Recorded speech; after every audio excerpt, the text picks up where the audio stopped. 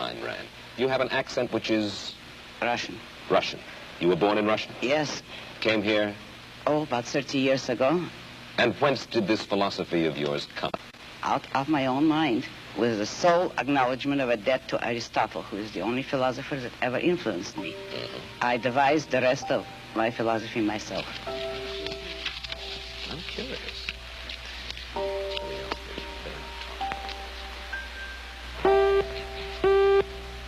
You are married?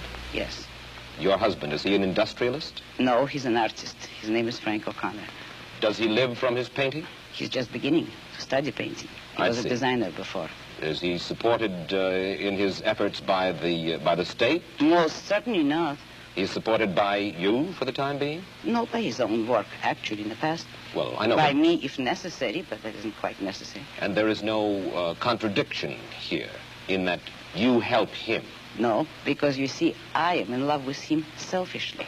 It is to my own interest to help him if he ever needed it. I would not call that a sacrifice because I take selfish pleasure in it.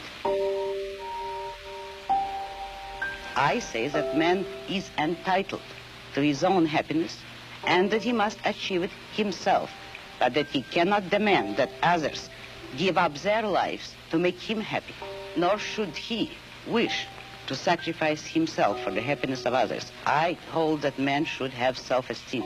And cannot man have self-esteem if he loves his fellow man? Christ, every important moral leader in man's history, has taught us that we should love one another. Why, then, is this kind of love, in your mind, immoral?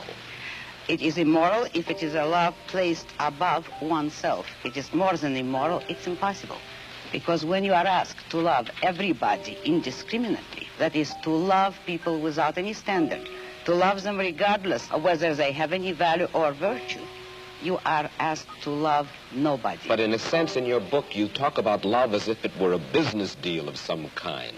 Isn't the essence of love that it is above self-interest? Well, what would it mean to have love above self-interest? It would mean, for instance, that a husband would tell his wife, if he were moral, according to the conventional morality, that I am marrying you just for your own sake. I have no personal interest in it, but I am so unselfish that I am marrying you only for your own good. Well, should husbands and wives Would any woman like that? I agree with you that it should be treated like a business deal, but every business has to have its own terms and its own kind of currency. And in love, the currency is virtue. You love people not for what you do for them or what they do for you. You love them for the values, the virtues. You don't love causelessly. You don't love everybody indiscriminately. You love only those who deserve it. Man has free will.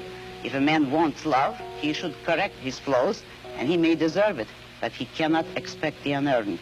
There are very few of us, then, in this world, by your standards, who are worthy of love. Unfortunately, yes, very few.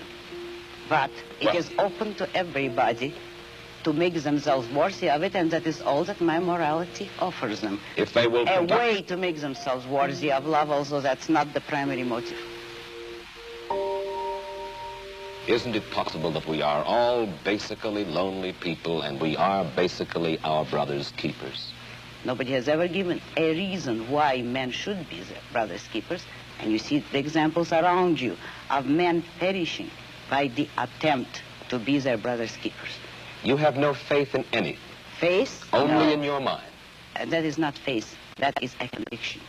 Yes, I have no faith at all. I only hold conviction.